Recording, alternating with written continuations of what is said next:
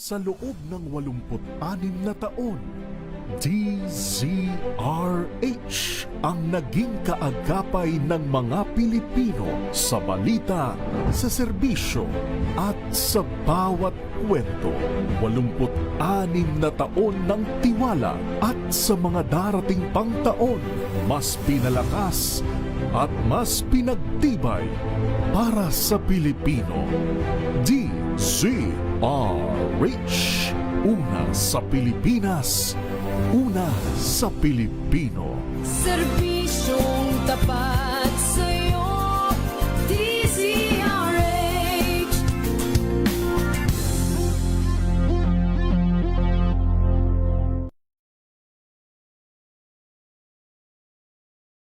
Abangan this Saturday.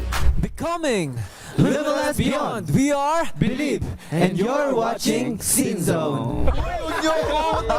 Kumakanta-kanta na rin po ako. Sa? Napanood ka namin somewhere. The Voice.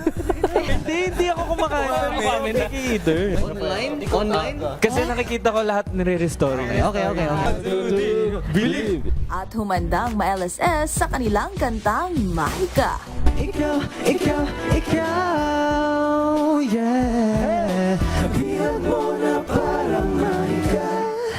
Alas 12 ng tanghali, dito lang sa DZRH TV.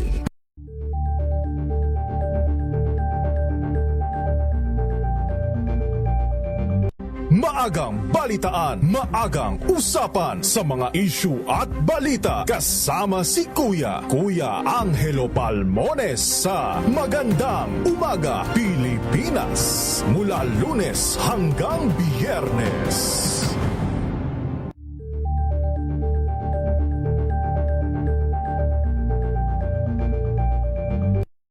Na ang gandingan para sa kalikasan.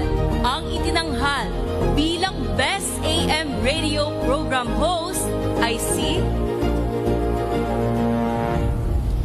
Cesar Chavez para sa special on Saturday ng DZRH.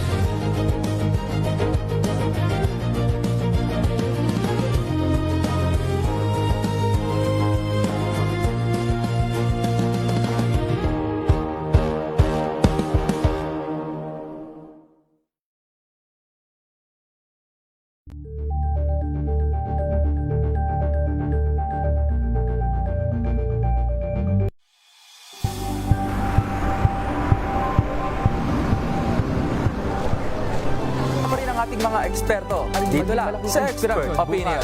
Ito ang The Better ang News. TNVS. Trending and Isang kwento, iba't ibang anggulo.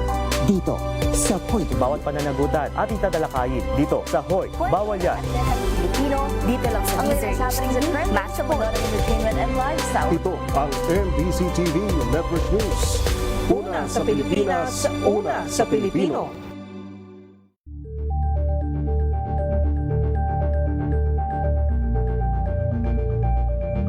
We've got you covered. From the hottest hits, exclusive interviews, kilig to the bones fan meet experience, and hataw performances of your favorite stars. Saturdays, 12 noon, dito lang sa DZRH TV.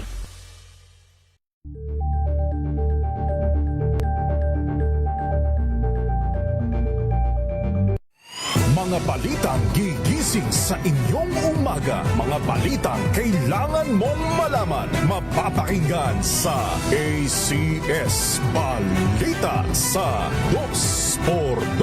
Kasama sina Anthony Taberna at Jerry Baha. Lunes hanggang Biyernes.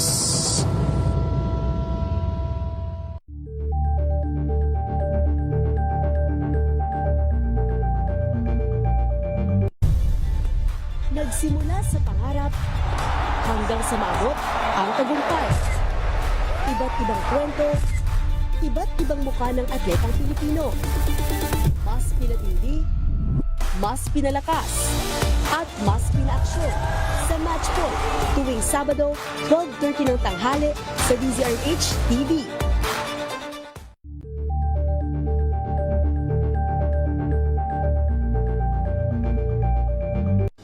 Lungsod ng naitalang 17 individual na ang kanilang naaresto. Ng Metro Manila Development Authority o MMDA ang No Contact Apprehension Policy o NCAP sa Metro Manila. Sa ang ilang mga dokumento ay peke. Hindi rin legal ang employment na ipinangako sa kanila. Sa mata ng batas, mananagot ang sangkot at may sala. Dahil sa bawat paglabag, may karampatang parusa. Alamin ang mga pananagutan sa likod ng mga bawal. Dito sa Hoy! Bawal Yan! Tuwing Sabado, alas 11:30 ng umaga. Dito lang sa DZRH TV.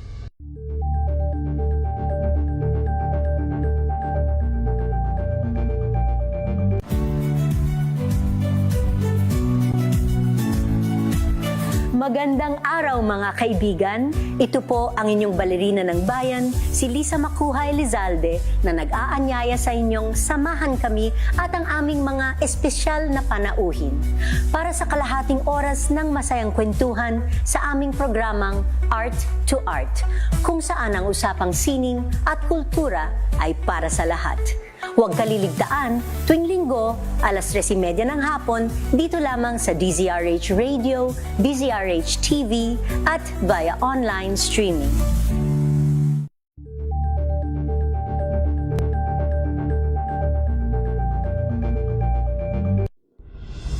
Tuloy-tuloy ang pagtulong, tuloy-tuloy ang pagseserbisyo at tuloy-tuloy ang balitaan kasama si May Binauhan sa Operation Tulong mula Lunes hanggang Biyernes.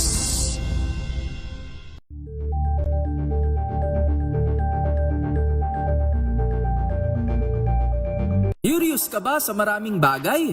Kami na ang bahala dyan.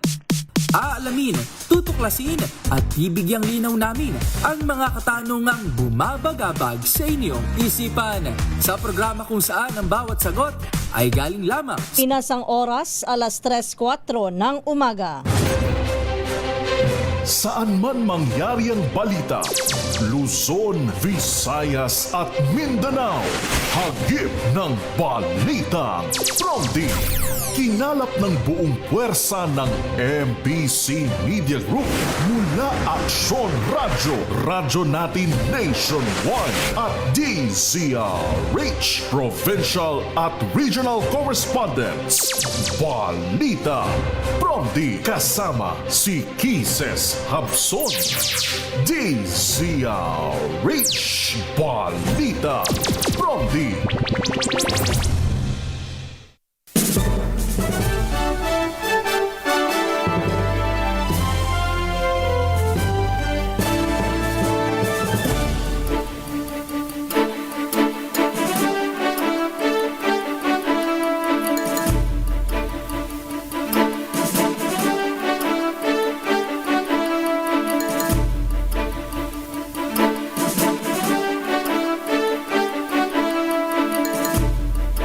Magandang umaga, Luzon, Visayas, Mindanao, Pilipinas.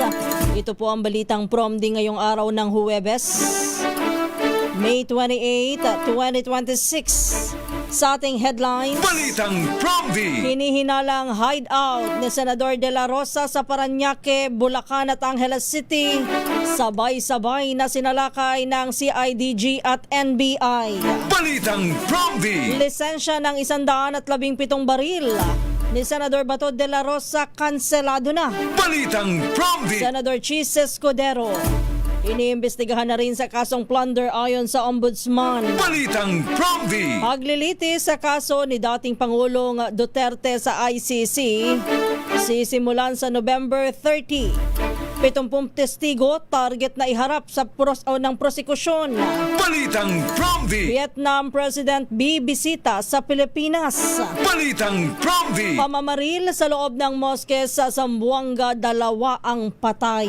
Balitang Promdi! Yan ang ulo ng ating mga balita. Kasama niyo po ang inyong lingkod, Kisas Habson, para sa DZRH. Una sa Pilipinas, una sa Pilipino. At ngayon sa detalye ng ating mga balita. Balitang Promdi!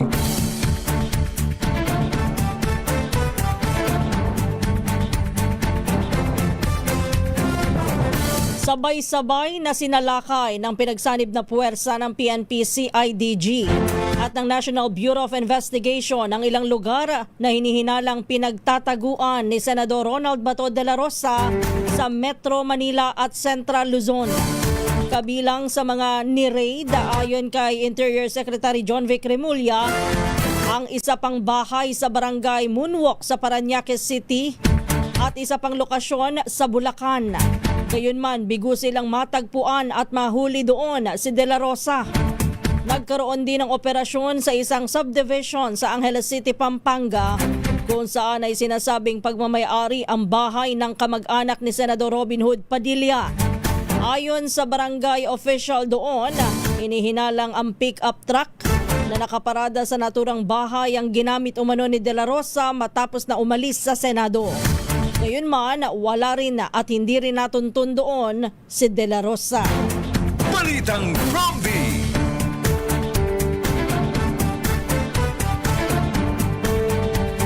Binawi ng Philippine National Police Firearms and Explosives Office ang lisensya ng mga armas at firearms registration ni Senador Ronald Bato de la Rosa. Batay sa revocation order na pirmado noong May 26, hawak ni De La Rosa ang Type 5 firearms license at may kabuang 117 rehistradong baril. Nakasaad sa kautusan na dapat agad na isuko ni De La Rosa ang kanyang firearms license at mga rehistradong armas sa loob ng 48 oras mula sa pagtanggap ng abiso. Nauna rito ay nagsumiti ng formal na liham ang National Bureau of Investigation o NBI kay PNP Chief General Jose Melencio Nartates Jr. upang hilingin ang pagbawi sa firearms license at registration ng senadora. Patuloy naman na pinaghahanap ng otoridad si De La Rosa kaugnay ng arrest warrant na inilabas ng International Criminal Court.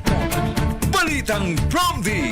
Samantala, dumako muna tayo balita mula sa mga probinsya. Unahin natin ang Pangasinan Standby Freddy. 21 anyos na binata, patay sa aksidente sa motorsiklo sa bayan ng Labrador. Ibalita mo yan RH38, Freddy Fajardo. Dead on arrival sa paggamot ng isang 21 anyos na binata matapos maaksidente sa motorsiklo sa bayan ng Labrador. Batay sa ulat ni OIC Chief of Police Captain John Ramos, nangyari ang aksidente pasado alas 4 ng madaling araw sa National Highway ng Barangay Tubuan sa nasabing bayan. Sa investigasyon, napatid na binabaybay ng biktima ang kahaba ng nasabing lansangan sakay ng motorsiklo. Nang aksidente itong bumangga sa kasalubong ng van na minamaneho ng isang 39 anyos na lalaki na residente ng Angeles City, Pampanga. Dahil dito, tumilapon ang biktima at nagtamo ng malubang sugat sa ulo at iba pang bahagi ng katawan. Agad namang naisugod sa paggamutan ng LGU ambulance, subalit idineklarang dead on arrival na ng attending physician. Nasa kustudiyan ng Labrador Police Station ang van driver para sa kaukulang disposisyon. Mula sa Action Radio Pangasinan, ito si Freddy Fajardo, Aristarte Taguulat para sa DCRH Una sa Pilipinas, Una sa Pilipino. Balitang Promdi. Balitang Promdi.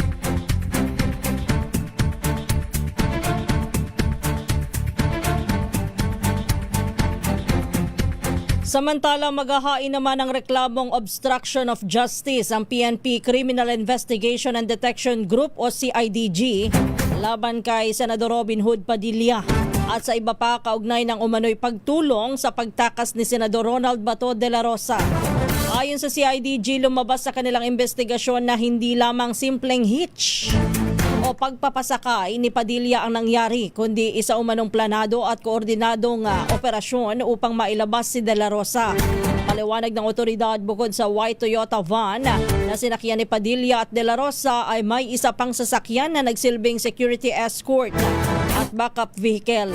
Naganap umano ang insidente noong madaling araw ng May 14 matapos ang shooting incident sa Senado na sinundan ng pagkawala ni De La Rosa. Nauna nang itinanggi ni Padilla ang alegasyon na tinulungan niyang makatakas si De La Rosa bagamat inamin niyang sabay silang umalis sa Senado. Patuloy namang tinutugis ng mga otoridad si De La Rosa kaugnay ng arrest warrant na inilabas ng International Criminal Court para sa kasong Crimes Against Humanity na may kaugnayan sa kampanya kontra droga ng dating Pangulong Rodrigo Duterte. Balitang Prompty. Nahaharap ngayon sa reklamong plunder sa Office of the Ombudsman si Senate o dating Senate President Francis Chis Escudero.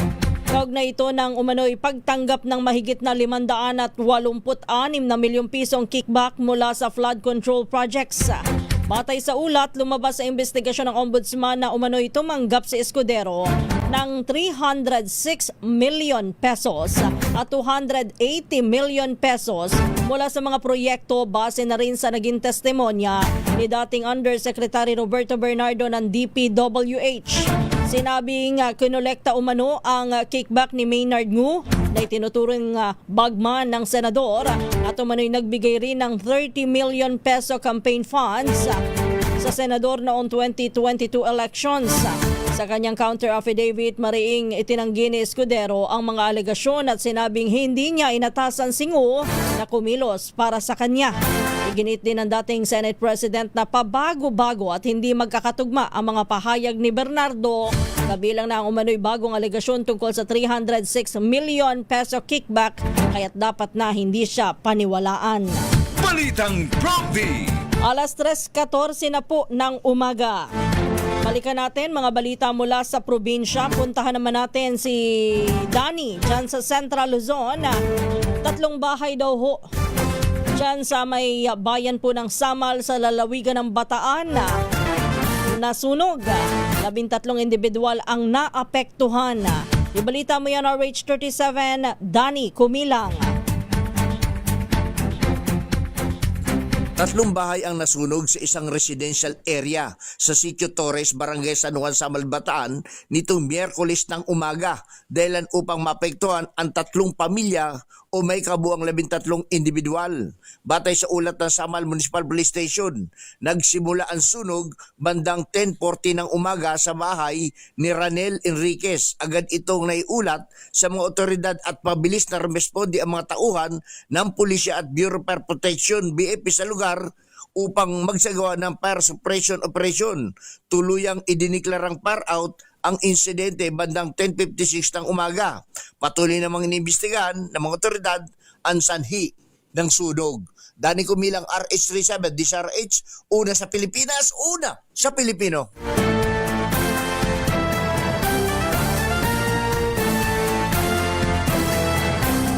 Balitang Prompty. Samantala, kinumpirma naman ng Bureau of Immigration na natanggap na nila ang kopya ng Precautionary Hold Departure Order o PHDO laban kay Senador Rodante Marcoleta, dating Congressman Mike Defensor at 2 iba pa. May kaugnayan ito sa investigasyon ng Ombudsman sa umano'y plunder at indirect bribery laban sa senador. Ayon kay Immigration Spokesperson Dana Sandoval, handa ang BI na harangin ang mga nabanggit na personalidad sakaling tangkain nilang umalis ng bansa sa alinmang international airport o legal exit point. Batay po sa kautusan ng Sandigan Bayan na inilabas noong May 26, kabilang din sa PHDO ang mga negosyanteng sina Joseph Varias Espiritu at Aristotel Baluyot Viraya. Nilinaw naman ng BI na wala pang naitatalang recent travel record ang 4 na personalidad. Balitang Prompty.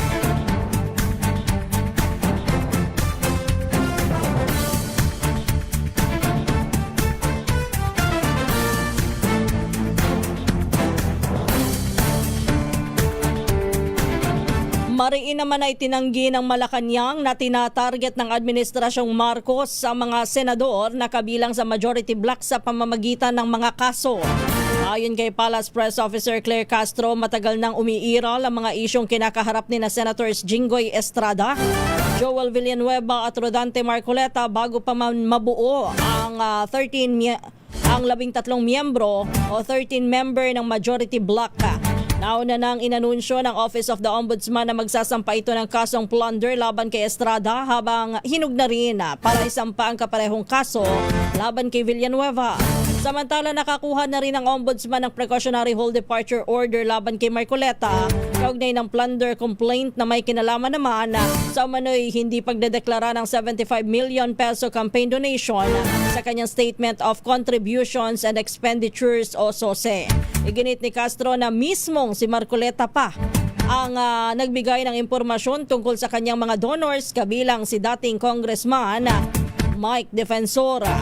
Dagdag pa ng Malacanang, hindi makikialam mga administrasyon sa investigasyon ng ombudsman laban sa mga senador. Balitang Prompty. Balita naman tayo mula sa Negros Occidental. Standby Rex. Lalaki patay matapos na barilin sa lungsod ng Bacolod. Ibalita mo yan, RH46 Rex Cantong.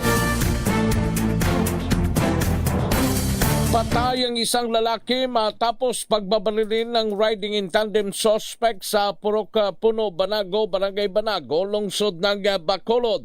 Ayon kay Amalia Hermano, tiyahin ng biktima na kinilala na si Victor Hermano, 39 anyos ang biktima, residente ng Purok Tinagong Paraiso, Barangay Banago ng nasabing lungsod. Pinagbabaril ang biktima ng dalawang mga sakay ng motorsiklo na mga sospek habang nasa tindahan ng biktima at nakita pa ng tiyahin na mayroong bit-bit na scrap ito ng pagbabarilin ng mga sospek. Sa ngayon patuloy ang investigasyon ng kapulisan ng Police Station 3 ng Bacolod City Police Office sa nasabing insidente.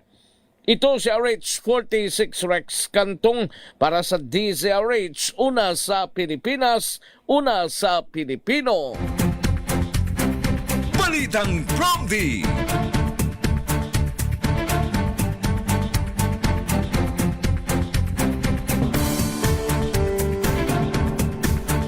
Pilipinas ang oras, alas 3:19 na po ng umaga. Binigyan diin ng Malacanang na walang umiiral na kalamidad o force majeure sa kasalukuyan upang maging basehan ng electronic voting sa Senado. Ayon kay Palace Press Officer Claire Castro, noong panahon lamang ng pandemya pinahintulutan ang online voting at Zoom meeting dahil sa umiiral na national emergency. Sagot ito ni Castro nang tanungin kung sapat bang dahilan ang hindi pagdalo ni Senador Ronald Bato de la Rosa sa sesyon upang payagan siya na bumoto online.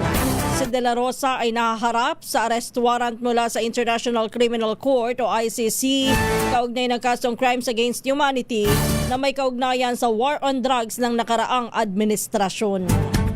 Balitang Prompty.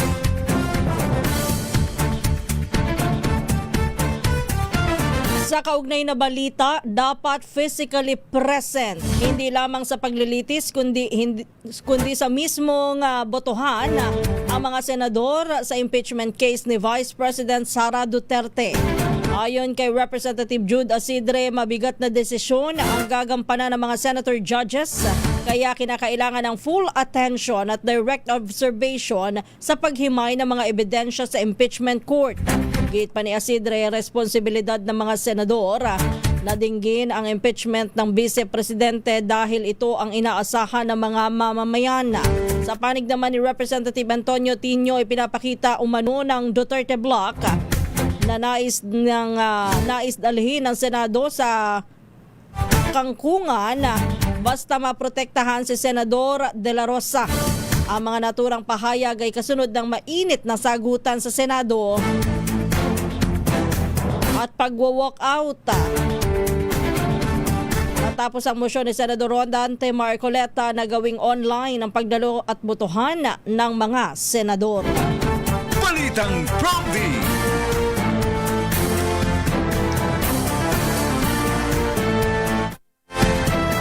Alas 3:21 na po ng umaga.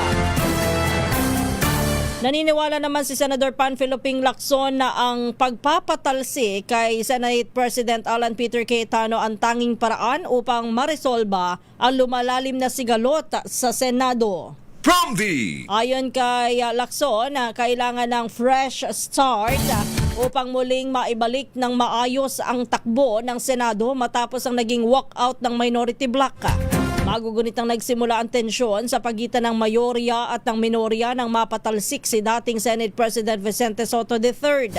Lalo pang lumala ang sigalot sa nangyaring insidente sa Senado, kabilang ang shooting incident na naging dahilan naman ng suspensyon ni Senate Sergeant at Arms Mau Aplasca.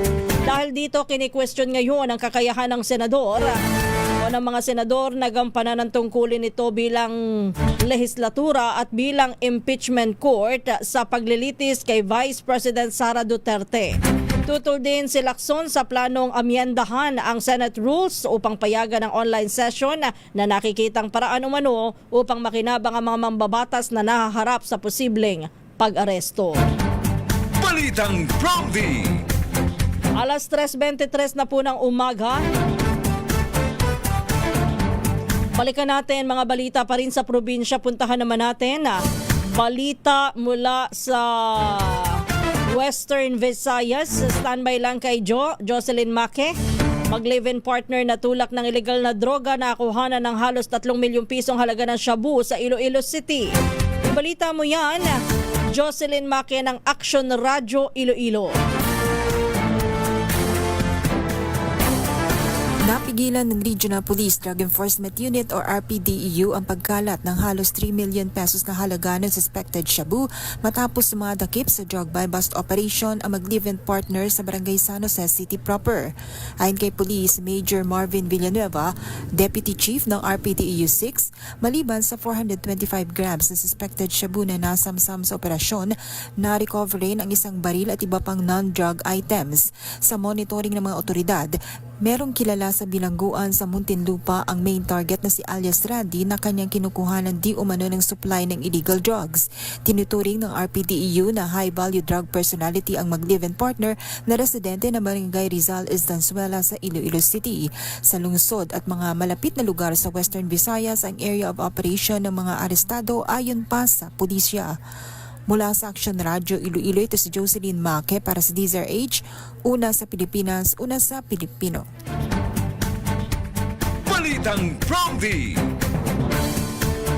Pilipinas ang oras alas 3:24. Mariing iginiit naman ng Commission on Elections sa COMELEC na tuloy ang 2028 elections at hindi mangyayari ang tinatawag na no election scenario. Kasunod dito ng kumalat na usapin hinggil sa posibleng no-el na pinalutang ni Senador Amy Marcos.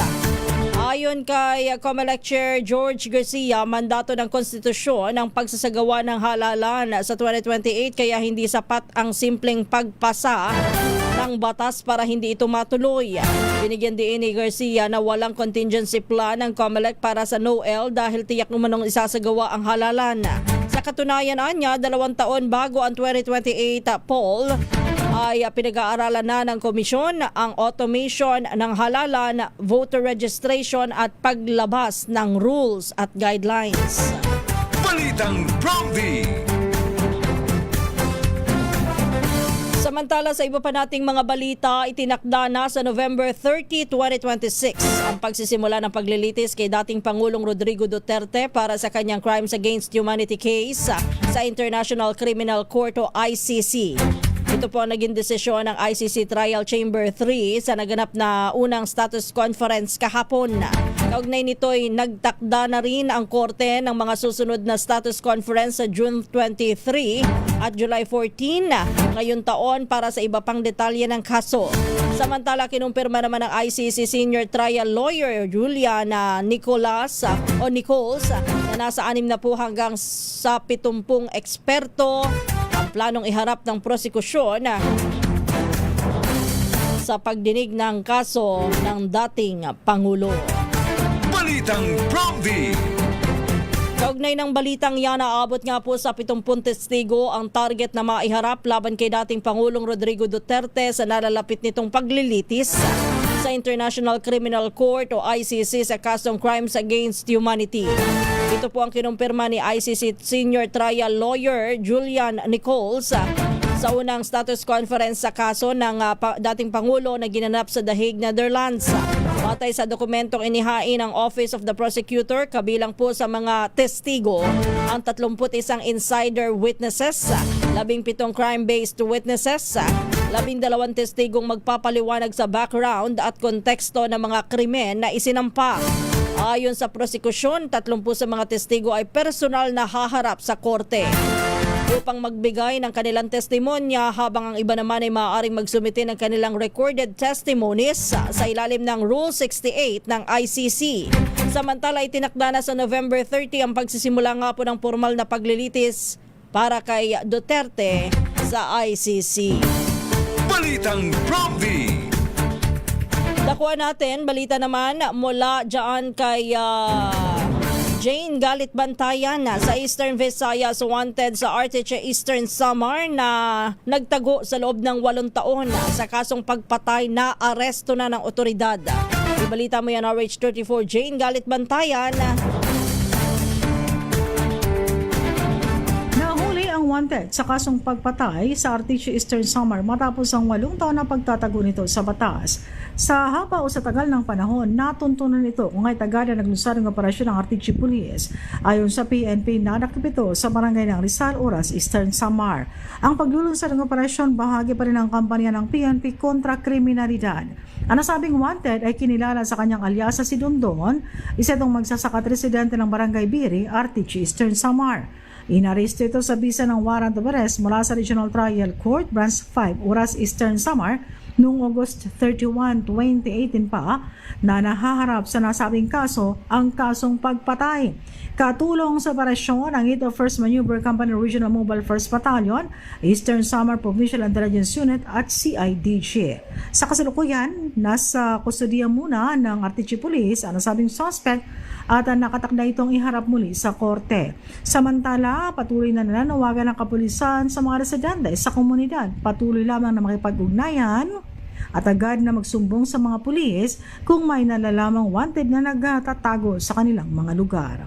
Mula sa Aksyon Radyo Katarman, RH34 Jane Galit Bantayan ng DZRH. Una sa Pilipinas, una sa Pilipino. Balitang Prompty. Maraming salamat, Jane. Standby lang, June. Formal naman na inilunsad ng Philippine Truth and Reconciliation Commission o Truth Commission. Ito po'y isang independent civilian-led group na magsisiyasat at magdodokumento sa mga kaso ng extrajudicial killings o EJK at iba pang paglabag sa karapatang pantao sa bansa. Layunin ng komisyon na makalikha ng opisyal at credible na public record hinggil sa libo-libong mga nasawi at mga pamilyang patuloy na naghahanap ng hustisya. Ayon kay Pablo Virgilio David o Carnidal Ambo David, advisor ng komisyon, panahon na upang manlaban sa katotohanan at mapayapang paraan at bigyan ng boses sa mga biktima at kanilang pamilya. Nilinaw naman ni dating International Court Judge Raul Pangalangan na ang chairman daw po ng Commissioner for Legal Affairs ng komisyon, hindi layunin ng komisyon na palitan ang korte, kundi nais lamang anya nito na tiyaking maririnig, mabeberipika at mapangangalagaan ang mga testimonya ng mga biktima at survivors. Magkakaroon din ng public truth hearing at regular na ulat kada 6 na buwan habang nagpapatuloy ang mandato ng komisyon. Samantala, kabilang din sa bumubuo ng naturang komisyon sina forensics expert Raquel Fortun, human rights advocate Carlos Conde at iba pang eksperto sa psychosocial support at institutional reform. Balitang Prompty. Samantala, inanunsyo naman ng Malacanang na bibisita sa Pilipinas si Vietnam President To Lam. Yan ay para sa isang state visit mula May 31 hanggang June 1. Ayon sa Presidential Communications Office, makasaysayan ang pagbisitang ito dahil ito na po ang kauna-unahang state visit ng isang leader ng Communist Party ng Vietnam sa Pilipinas. Kasabay rin ito ay ang nalalapit na ika-50 anibersaryo ng diplomatic relations ng Pilipinas at Vietnam at 10 taon na strategic partnership ng dalawa. Magkakaroon si To Lam ng bilateral meeting kay Pangulong Ferdinand Marcos Jr. upang talakayin ang pagpapalawak ng kooperasyon ng dalawang bansa. Kabilang po sa pag-uusapan ng dalawang leader ang kalakalan na pamumuhunan, food security, defense at maritime cooperation, gayon din ang education, turismo at people-to-people exchanges. Sa Sa kasalukuyan ng Vietnam, ang tanging strategic partner ng Pilipinas sa Southeast Asia at tahanan ng mahigit 7,000 Pilipino. Balitang Prompty. Alas 3:32 na po ng umaga, puntahan na natin ang Davao. 78-year-old na babaeng natabunan daw po ng pagguho ng landfill sa New Carmen, Davao City, na-recover na. Ibalita mo yan, Jun Soter ng Action Radio, Davao. Natagpuan na ng mga otoridad ang bangkay ng isang 78 anyos na babae na pinaniwalaan na tabunan sa naganap na landfill slide sa sanitary landfill sa Barangay New Carmen, Tugbok District, Davao City. Batay sa report ng Police Station 16 MA, na-recover ang labi ng biktima alas 4:32 ng hapon, Mayo 26, 2026. Kinilala ang biktima na si Luisa Estradante, residente ng Purok 8, Barangay New Carmen, Davao City. Pinaniwalaan na tabunan si Estradante matapos ang pagguho ng tambak na basura sa sanitary landfill noong Mayo 22, 2026. Kasunod ng sunod-sunod na malakas na pagulan sa lungsod, agad namang dinala ang labi ng biktima sa isang lokal na punerarya sa F. Street, Davao City para sa kaukulang disposisyon. Patuloy pa rin ang investigasyon ng mga otoridad kaugnay sa insidente. Ito si June Suter para sa DZRH. Una sa Pilipinas, una sa Pilipino. Balitang Prompty. Thank you, June Suter. Standby lang, Tina. Inaasahan naman na walang magiging paggalaw sa presyo ng LPG o Liquefied Petroleum Gas sa buwan ng Hunyo. Ayon po kay Regasco President Arnel T, bagamat bumaba ang shipping cost sa $15 kada metric ton, nabawi naman ito ng pagtaas ng contract prices ng $15 din kada metric tons. Dahil dito ay rollover lamang o walang price adjustment ang ipatutupad sa LPG prices sa susunod na buwan. Ipinaliwanag din ito, ang mataas na presyo daw po ng LPG ngayon ay dahil pa rin sa patuloy na sarado sa commercial shippings ang Strait of Hormuz. Sa kasalukuyan ay umabot pa rin sa 1,359 pesos o baka nga po higit pa. Ang presyo po ng 11 kilogram na tangke ng LPG mas mataas kumpara ho dun sa dating 950 pesos kada tangke sa presyo noong Pebrero o bago pa magsimula ang sigalot sa pagitan ng US-Israel kontra Iran. Balitang Prompty. Alas 3:34. Sa pagpapatuloy pa rin ng ating mga balita, puntahan muna natin balitang nasyonal. Umano'y data breach sa mga impormasyon ng botante itinanggi po ng Commission on Elections. Ibalita mo yan, RH9, Tina Nolasco. Binabulaanan ng Komisyon on Election o COMELEC ang mga kumakalat na balita na may halos 84 na milyong impormasyon ng mga Pilipinong botante ang nakompromiso.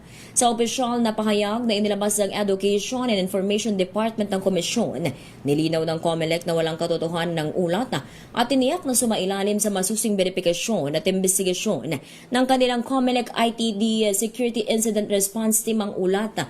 Pagitiyak ng komisyon, lahat ng data at impormasyon ng mga botante na nasa loob ng network at database nito ay nananatiling kumpleto at secure. Hinimok din ng COMELEC ang publiko na maging maingat at mapanuri sa mga nababasa, nakikita o napapanood online at tanging sa mga opisyal na website at social media account lamang ng komisyon kumuha ng impormasyon. Ito si RH19 na Nolasco para sa DZRH, una sa Pilipinas, una sa Pilipino. Balitang Prompty.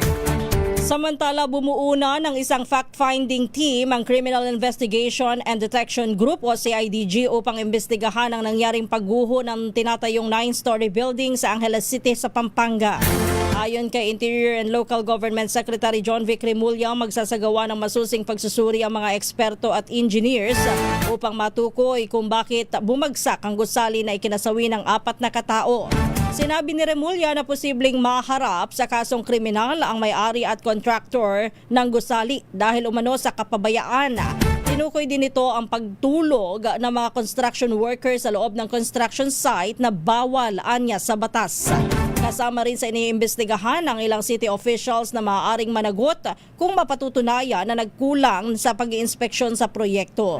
Samantala, nilinaw naman ni Remulla na nananatiling search and rescue operations po ang ginagawa at hindi ito titigil hanggat hindi nahahanap ang 16 na katao na nawawala. So, sabi po ni DILG Secretary Remulla, kumbaga ay in-override niya yung unang sinabi ng Bureau of Fire Protection na ang gagawin o ang ginagawa na ay retrieval and clearing operation. Sa halip, ang binabanggit po ni DILG Secretary Remulla ay hindi pa tapos ang search and rescue operations. At ang sabi nga po dun sa pamilya at pangako niya dun sa pamilya po ng mga nawawala, hindi sila titigil sa search and rescue hanggat hindi nakikita ang kanilang mga mahal sa buhay. Balitang Prompty.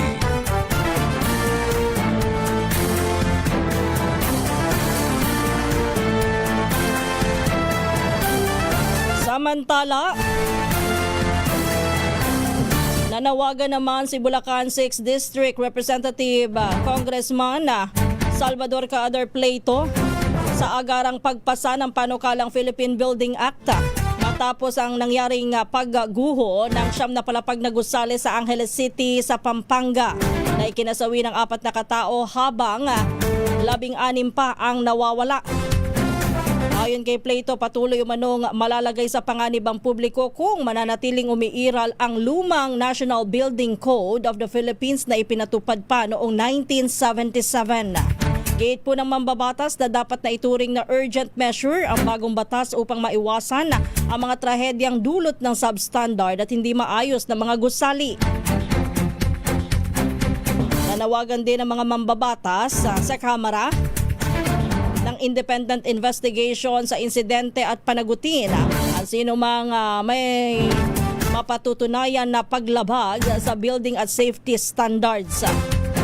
Hiling po nila nasagutin din ng construction firm at may-ari po ng gusali ang lahat ng gastusin ng mga biktima, kabilang na ang pagpapagamot at pagpapalibing sa mga biktima. Patuloy naman po ang search and rescue operations, alinsunod po sa utos ni DILG Secretary John Vic Remulla. Balitang Prompty. Alas 3:39 na po ng umaga. Generally peaceful o pangkalahatang naging mapayapa ang pagunita ng ating mga kababayang Muslim sa Eid al-Adha o Feast of Sacrifice sa iba't ibang bahagi po ng Metro Manila kahapon. Tinatayang aabot po sa 6,000 mga Muslim ang nagtipon-tipon para sa tradisyonal na moon sighting at panalangin sa Burnham Green sa Quirino Grandstand sa Maynila kahapon. Habang nasa libo-libo rin ang nagtipon sa Manila Golden Mosque sa Quiapo para makiisa sa pag-aalala sa sakripisyo at pagsunod sa kay Propeta Ibrahim kay Allah. Samantala dinagsadi ng nasa 10,000 Muslim ang Blue Mosque sa Barangay Maharlika, Taguig City para po sa panalangin. Nagsagawa rin ng tradisyonal na pagkatay ng mga hayop na halal at namigay po ng pagkain bilang regalo maging sa mga hindi Muslim. Balitang Prompty. Sa kabila po ng generally peaceful o pangkalahatang pagiging mapayapa po ng paggunita ng Eid al-Adha, dyan po sa Zamboanga del Sur, 2 ang nasawi matapos pong barilin sa loob mismo ng moske sa bayan ng Labangan. Nangyari po ang krimen habang nagdadasal ang 45 anyos na negosyante at isang 65-year-old na lalaki sa Purok, Malipayon, Barangay Upper San An sa pasado po ng alas 7 ng gabi. Ayon po sa inisyal na investigasyon, basta na lamang pumasok sa moske ang 4 na kalalakihan at pinagbabaril ang 2 biktima na isinugod pa sa ospital pero idineklara din na dead on arrival. Tumakas naman ang mga salarin sakay ng itim na Toyota Vios patungo sa kalapit na bayan sa Tukuran, Zamboanga del Sur. Tang Prompty.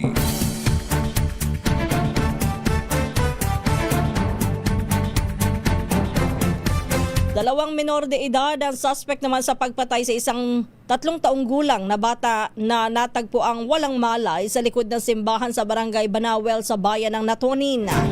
Yan po ay sa Mountain Province. Ayon po sa Philippine National Police, Unang iniulat ng lola na nawawala ang bata alas 2 ng hapon noong May 23. Agad na nagkasapo ng search and rescue operation para sa bata hanggang sa matagpuan nito dakong alas 7:30 ng umaga.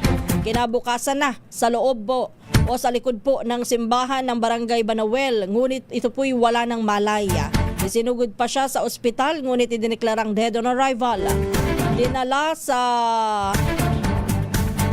Social Welfare and Development Office sa munisipyo po dyan sa may bayan ng Natunin. Yung pong 2 minor de edad na hinihinala nga ho na may kinalaman sa pagpatay do sa bata, pati ho yung kanilang mga magulang at dinala sa Municipal Social Welfare and Development Office para sa kaukulang intervention at legal na proseso alinsunod po sa Juvenile Justice and Welfare Act of 2006. Balitang Promdi. Oras po natin, alas 3:43, dyan na po nagtatapos ang ating balitaan dito po sa Balitang Promdi. Tayo ho'y dadako na sa pangalawang bahagi naman ng ating programa. Balitang Promdi.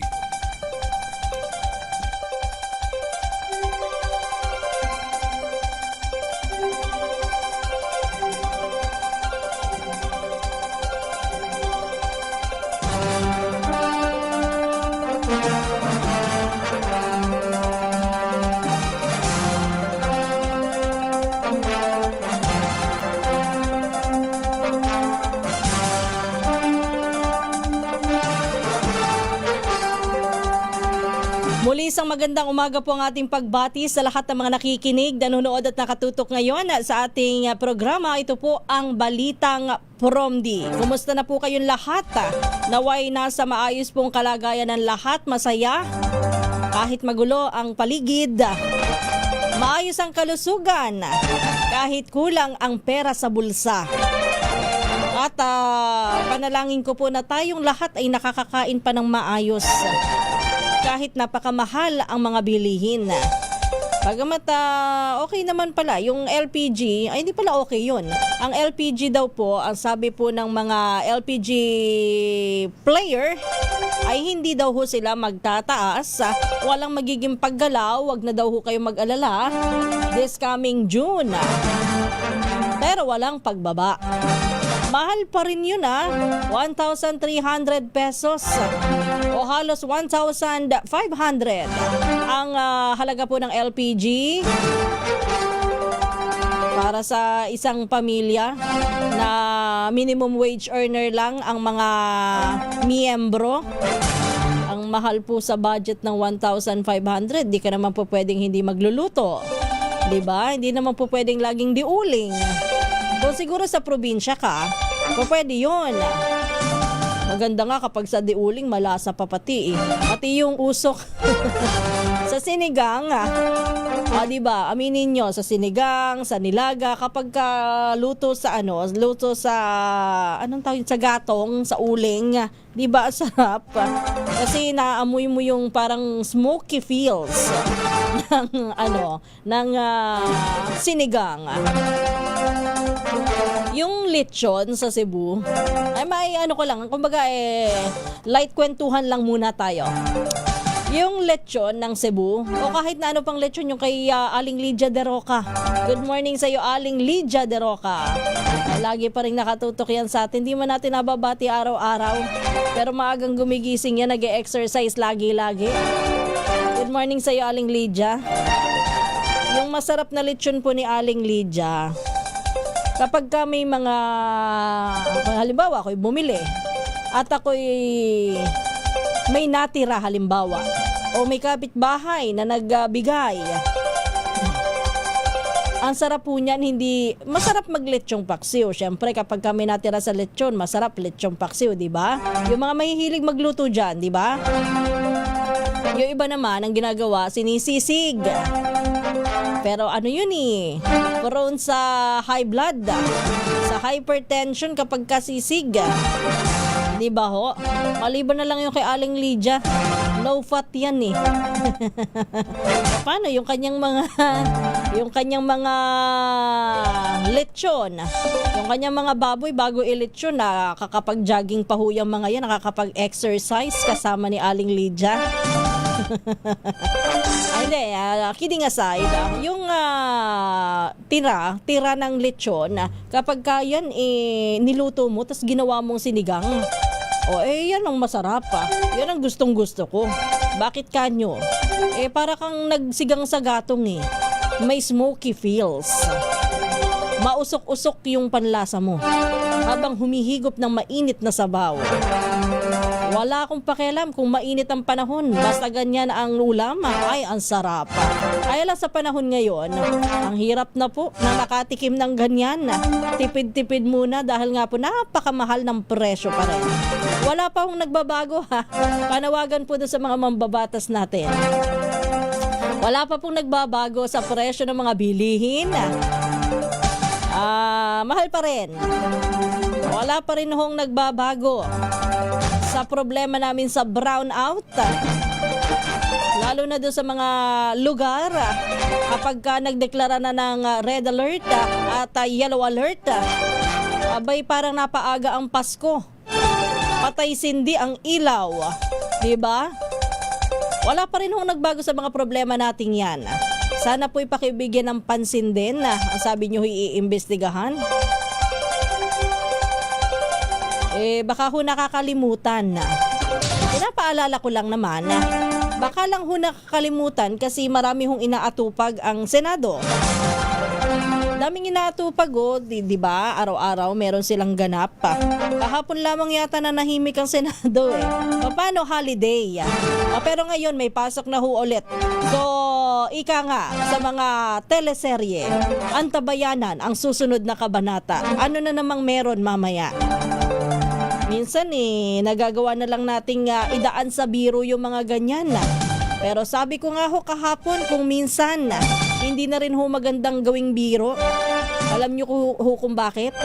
Nawawala po yung pagiging respetado ng naturang institusyon na yan, ha? Good morning muna, Mauro Jonas Peliaga. Isang magandang umaga po sa inyo.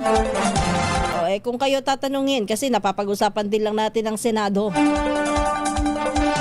Sa tingin nyo ho ba ay mas okay sa inyo yung ako nanghihingi ako ng opinion ha. Mas okay sa inyo yung online kunyari wala yung senador nagtatago halimbawa kahit na sabihin kasi ang sabi ho nagtatago sabihin na nating umiiwas doon sa arrest warrant. So dahil siya po ay nagtatago para hindi mahainan ng arrest warrant, sasama po muna siya sa sesyon. Pero online, siguro baka pati sa impeachment trial, pero online siyang boboto. Sa mga mangyayari pong usapan at botohan sa Senado, sa plenaryo, siya po ay sasali. Sa inyo po ba ay okay yaan? Pwede hong magbigay ng sagot. Pwede nating basahin. Bukas tayo kung ano man po ang inyong opinion. Ma'am Becky Tisuka, isang magandang umaga sa iyo. Ganon din kay Laleng Gutierrez, hanggat buhay si PBBM. Hindi magkakaroon ng katarungan ang bansa natin dahil lahat mga magnanakaw o lahat ng pagnanakaw at iba pang nangyayari sa bansa ay gawa. Ganon. Sana ay wag naman pong ganyan ha. Wag tayo manalangin ng negatibo. Yun ang sabi ni Laleng Gutierrez. Sabi niya lahat daw po ng mga pagnanakaw at iba pang nangyari sa bansa natin ay gawa ni PBBM. Grabe naman yun, ma'am. Paano nyo nasabi, ma'am, na lahat ng pagpatay at pagnanakaw ay kanyang kagagawan? Sige nga, ma'am Laleng Gutierrez, bigyan nyo nga ako ng mga example at saka matibay na ebidensya. Message nyo nga kami dito. Virgilio Sakdalan, good morning. Sigurado, second portion, batian. Siyempre naman, kaya nga binabati kita, Virgilio Sakdalan, good morning sa'yo at kumusta ka na? Net de la Peña Galieto, good morning. Aba? Nagtatanong siya, umuulan po ba sa Maynila? O RT, napasilip kayo dyan eh. Tahimik ang mundo?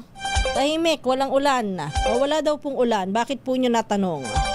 Magandang umaga, Danny Muyot. Good morning po sa inyo. Rauledo, isang magandang umaga. And Noto Online, Madam. Ano siya? VIP? Sabi ni Mauro Jun Aspiliaga. Winwin Aquino, Ram Pramuran. Shout out to my... Ano to?